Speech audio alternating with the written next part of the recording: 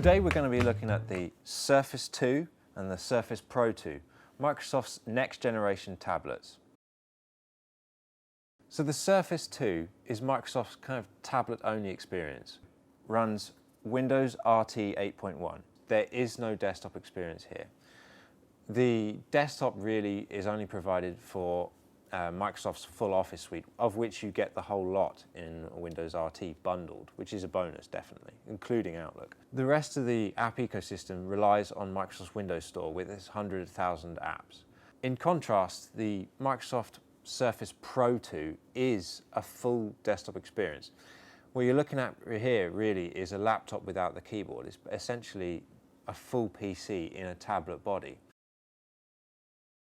So the Surface 2 is a full 10-inch tablet, and while it's kind of not particularly light these days, if you look at Apple's recent iPad Air, it is only 676 grams, and it's quite thin too. It's not the thinnest by any stretch, but it's definitely thinner than most of the full-size tablets, things like the Google Nexus 10. And if you compare it to the iPad 2, for instance, as you can see, it is thinner. It's also about the same weight, even though it's a full-size 10-inch screen. So the Surface Pro 2, being a kind of a full laptop experience in a tablet, you have to really compare it with laptops. For instance, this is 907 grams compared to Apple's 11-inch MacBook Air, which is just over a kilo.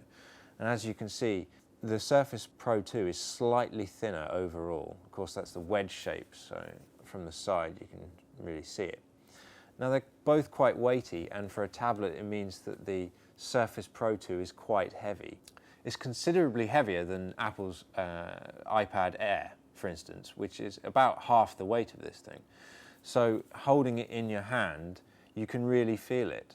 And of course, when you're trying to lug it around in a bag, it is light for a computer but heavy for a tablet still. So the physicality is definitely important to note.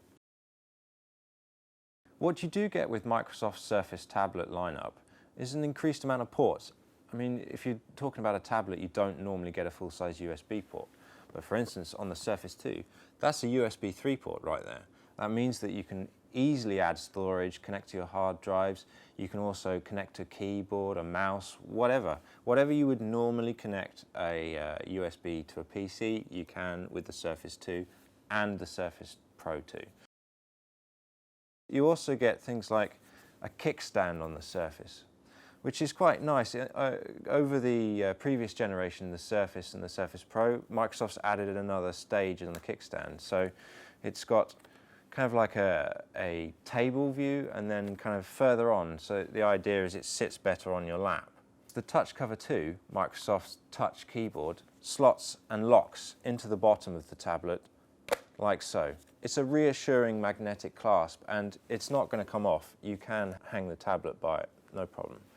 And then that becomes a cover, of course, but it also means that you can use it essentially like a laptop. And again, extend the kickstand onto your lap and away you go typing. So with the Surface Pro 2, Microsoft's included a Wacom style stylus, which works fantastically, and if you've ever used a Wacom stylus for anything else, you'll be instantly at home. Microsoft's included a kind of a docking station in the side. This is the power port that we'd normally plug in the power, but when it's not in use, you can lock the stylus in via a magnetic connection. It's not going to drop off if you shake it, but if you put it into a bag, this thing is going to instantly be knocked off. It's also worth noting that the 10.6-inch screen on the Surface 2 is 16:9 compared to something like the iPad's 4:3 ratio. And that really means that when it comes to video, the format is much more suited to the widescreen video that we're currently using. And that gives you more real estate for your video compared to the 4:3 ratio of an iPad, for instance. So Microsoft's new Surface tablets are an improvement over the previous generation.